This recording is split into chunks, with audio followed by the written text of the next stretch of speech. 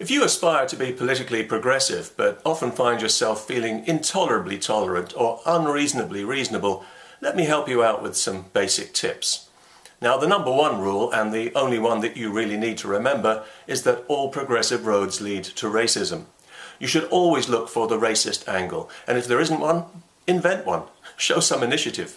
So, for example, make sure you frame all serious discussion about democracy in Europe falsely and maliciously in terms of race, and that way you can do your bit to help neutralize the democratic franchise of all future generations, which, if nothing else, will be something to tell your grandchildren, if you can face them.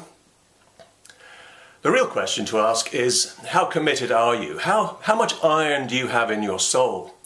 To be truly progressive requires a crisp enthusiasm for severe moral judgment that inevitably appeals to the kind of inadequate yet self-consciously superior mentality that thinks it knows best for everyone.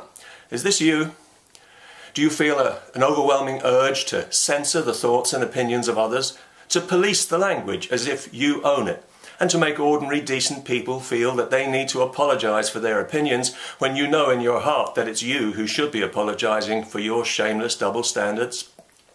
For example, as a progressive, you will of course be scrupulously non-judgmental about other cultures, however depraved and disgusting their practices may be, but being a natural hypocrite, you'll be very judgmental indeed about your own culture, which you despise because you despise yourself, and to be fair, with good reason.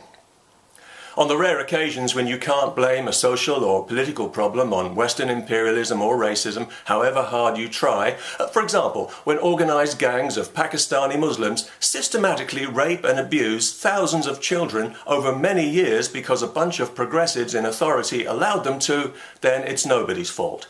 Above all, we mustn't rock the cultural boat. It's more inclusive to let people blow holes in the boat and pretend it isn't happening.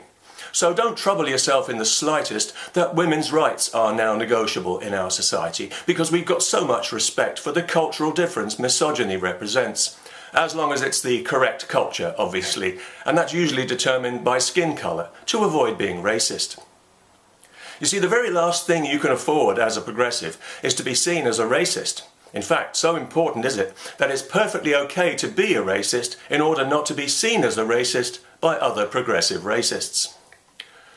Also, as a progressive, you are, of course, innately authoritarian, but from a sheltered and cowardly perspective, which makes you a natural banhammer. So you should always be signing self-righteous petitions to get somebody banned or to shut somebody up because you're afraid of their opinions.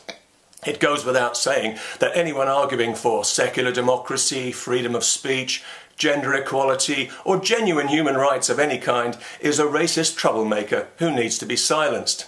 You'll find hysterical denunciation is the ideal tool for this purpose. Keep it sharp and keep it handy, because you will need it if you're serious about imposing the correct opinions on people.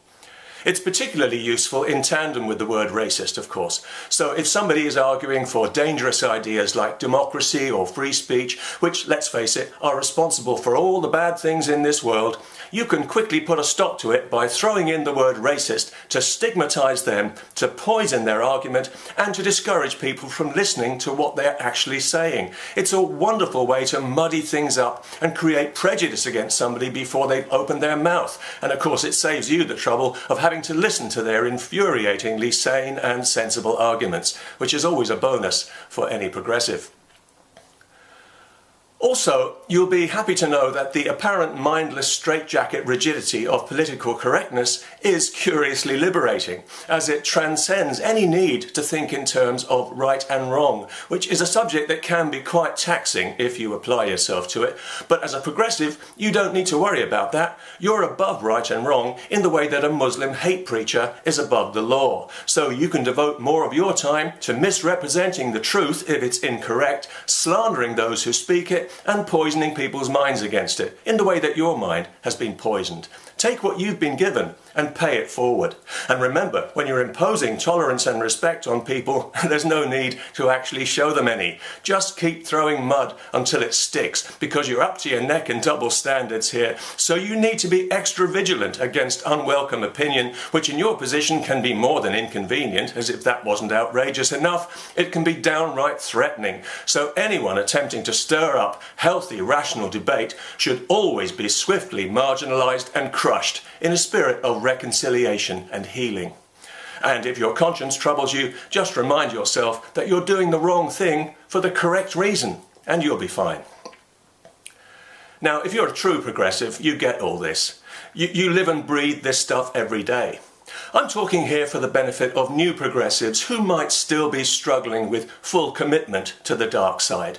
And I can see why some of you might be wavering. This stuff might seem counterintuitive to you. Some of it might seem downright evil. But don't let yourself be emotionally blackmailed by those imposters, right and wrong.